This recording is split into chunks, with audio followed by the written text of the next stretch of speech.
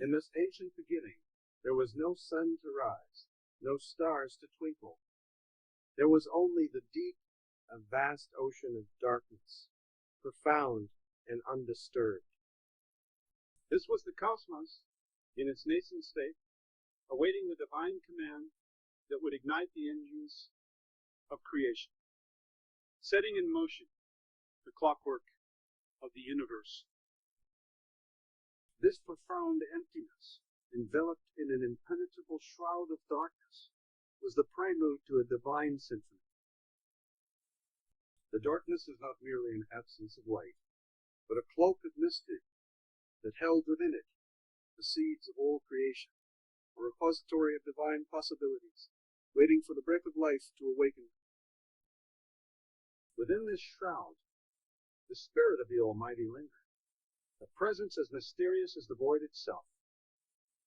The darkness, a divine cradle, was about to be stirred by the whisper of God, a whisper that would echo across the eons, heralding the dawn of all that is known and seen. Trashly to maze the meanings and the Spirit.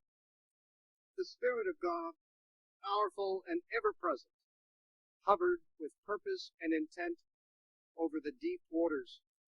This was not a random or aimless act. It was a deliberate preface to the act of creation, a divine energy ready to transform the potential into the tangible, the chaotic into the orderly. As the Spirit brooded over the face of the deep, the waters of potential churned under the weight of imminent transformation. The void, a silent witness through the ages, stood on the cusp of witnessing divine artistry, the first brushstrokes of God's grand design. This scene set the stage for the unfathomable act of creation, a display of God's unparalleled power and sovereignty. As the Spirit of God moved, it was the gentle yet profound commencement of all things, a moment of divine significance that would mark the beginning of time and matter. So the void was no longer a mere emptiness, but the canvas for the divine artist. The Spirit, moving with purpose, was about to paint light into existence, to separate the day from the night, and to etch the foundation of life into the fabric of the cosmos. Into this abyss of nothingness, God's voice, powerful and resonant, commanded, "Let there be light." Instantaneously, the darkness was rent asunder by the emergence of the first dawn of creation, a light that was not born of sun or flame, but of the divine will itself. This primordial light was a foretaste of the sun and the new yet to come, a pure radiance that affirmed the divine authority over all that exists. That is the first herald of God's majesty, an announcement of the beginning of time, as light and darkness now took their turns in the governance of what would be days and nights. This retreat of the dark was the first divine victory, a clear demarcation of the power of God's word. The forces that once held unchallenged sway over the formless void now bowed to the emergent beauty of the Creator's first light. It is both light, pure and undefiled, emanated from the very essence of God, dispelling the shadows. This light was more than a mere physical phenomenon. It was the harbinger of light and clarity, a symbol of the enlightenment that God brings into every darkness, every hidden corner of existence. As the light dispersed the shadows, it became a beacon for all future life, a signal that the darkness was no longer absolute. It signified the beginning of vision, of perception, and the awakening of all the senses to the wonders that the Creator would unveil. This divine light was not merely physical, but symbolized knowledge, goodness, and the very presence of God. It was a beacon of the truest form of purity, a light that would come to define day from night and bring the first cycle of time into being. And so the void was alight with the knowledge of the coming dawn, the promise of days filled with light and nights that would speak of the glory of the heavens. This light was the first gift of God to the cosmos, a sacred trust that would guide the path of all creation. And on the second day, God, in his wisdom, contemplated the waters that enveloped the earth. Le natija est, avec trêve et un devant, un nuissant, un oppressé zinker, de foi de deux, un pressé si mort, à genbité. This division was not a mere separation, but a declaration of divine order, establishing a firmament that would hold back the chaos of the waters above and the nascent beauty of creation below. It was God's sovereign zoning, an act of defining the boundaries of the heavens and the earth. This expanse, which God called sky, was a majestic canopy above the earth, a vast blue firmament that declared the glory of God's craftsmanship. It was the first separation, dividing the waters above from the waters below, introducing order to the primordial chaos. The sky, a canvas stretched by the Creator's hands, was painted with the hues of dawn and dusk, a space that would soon be lit by the greater and lesser lights. It was the backdrop for the divine artistry that was to follow, a firmament that would witness the flight of birds and the cycles of weather. The sky became a testament to God's sovereign rule over creation, a boundary between the waters of the earth and the mysteries of the heavens. It held within it the promise of future wonders, the canvas upon which the sun, moon, and stars would find their home. The submergence of earth from water marked the first contours of our home, shaping valleys and mountains, fields and forests in an act of divine sculpture. The land was a canvas for a multitude of colors and textures that would become the habitat for countless forms of life. With each new form of vegetation, the earth's palette expanded, greens of every shade and colors of every hue painted across the landscape. Each plant, each tree, was an invitation to witness the divine creativity, a call to explore the depth of God's love for variety and intricacy.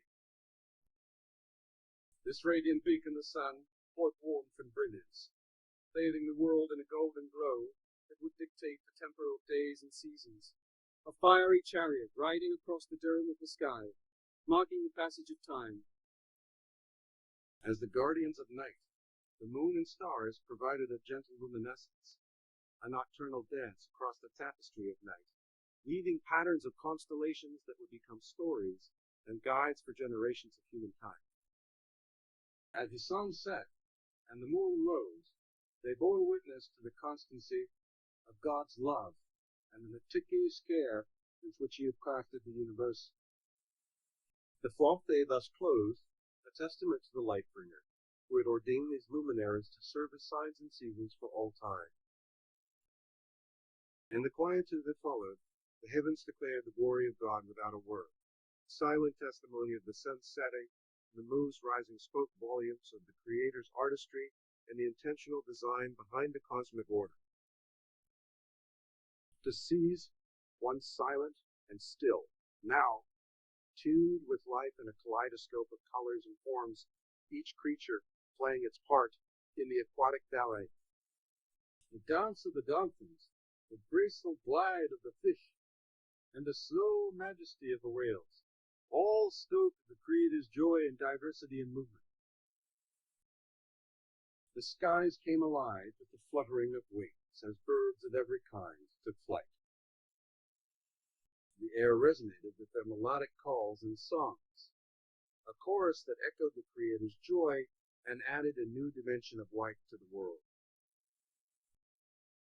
From the majestic eagles, soaring high to the tiny hummingbirds, hovering delicately over flowers, each bird was a testament to the Creator's love for beauty and the intricate mechanics of flight.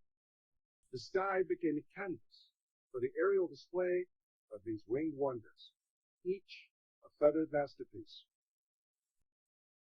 These creatures of sea and sky were not merely inhabitants of their domains, but ambassadors of God's creativity and care. Each one in its own way reflected a facet of the Creator's boundless imagination and wisdom. And the oceans and the skies, life flourished in a symphony of movements and sounds, each species a unique note in the grand composition of creation. The fluidity of the fish and the grace of the birds were divine poetry in motion, celebrating the splendor of life. The fifth day was thus a celebration of movement and sound, of the vibrant dance of life that filled the seas and the skies. It was a declaration of the boundless domain of life that God had called forth from the void. As the day drew to a close, the waters and the air were alive with the newly birthed creations, each a living hymn of praise to the Creator. The ocean waves and the rustling of feathers became a natural anthem, a testament to the Creator's endless inventiveness and His delight in filling the world with life. The sixth day began with the earth brimming with anticipation as God summoned the land animals into being. Creatures of every kind emerged from the crawling insects to the majestic beasts that roam the virginal landscapes, each creature an exhibit of God's wise design and provision. The land became a theater of life, with animals of diverse sizes, colors, and habits playing their roles in the great drama of creation. From the mighty elephants to the scurrying squirrels, each animal was a living expression of God's creativity and care for the intricacies of life. And this act of creation, there was a profound intimacy as the Creator shaped Adam with His own hands, instilling in him a spirit of life and wisdom. And fortune, his mission from the being of the wisdom Moses, this was the birth of humanity, a creature distinct in its divine likeness, given the breath of life directly. And there was fashioned with intention and care, not from the dust, but from Adam's side, signifying an intrinsic equality and value. Together they stood in the Garden of Eden, a partnership in stewardship and companionship, a reflection of God's own relational essence. And Eva's creation, from Adam's side, was a powerful symbol of unity and interdependence. She was not a mere afterthought, but an integral part of the human story, a companion, and equal to Adam, together reflecting the image of God. The sixth day was not only about the creation of life, but also about the establishment of relationship and purpose. Adam and Eve, created in perfect harmony with their Creator and the surrounding creation, were the crowning jewels of God's work, entrusted with the care of their earthly home. With you thus teeming with life, the Creator, in a divine gesture of completion, ceased His work on the seventh day. And this day was sanctified and blessed, set apart as a divine respite and a pattern for all creation to follow. As creation stood still, there was a profound peace that enveloped the world. A stillness that spoke of the completeness and intricacy of God's work. It was a silence that echoed with the depth of divine love and the fulfillment of a perfect design. This hallowed time of rest was a gift, a divine invitation for humanity to enter into God's rest, to find peace and renewal in His presence. It was a reminder of the eternal rest that awaits the faithful, a foreshadowing of the peace found in God's eternal kingdom. The presence of these trees in the midst of Eden posed a profound moral landscape, a daily reminder of the sacred responsibility that came with free will. They stood as symbols of the choices we all must make between life and knowledge, obedience and curiosity. The Garden of Eden was more than a dwelling place for the first couple. It was a sanctuary where they could experience the fullness of life and intimacy with their Creator. Here in Eden, humanity began its journey, a journey that would shape the destiny of all generations to come.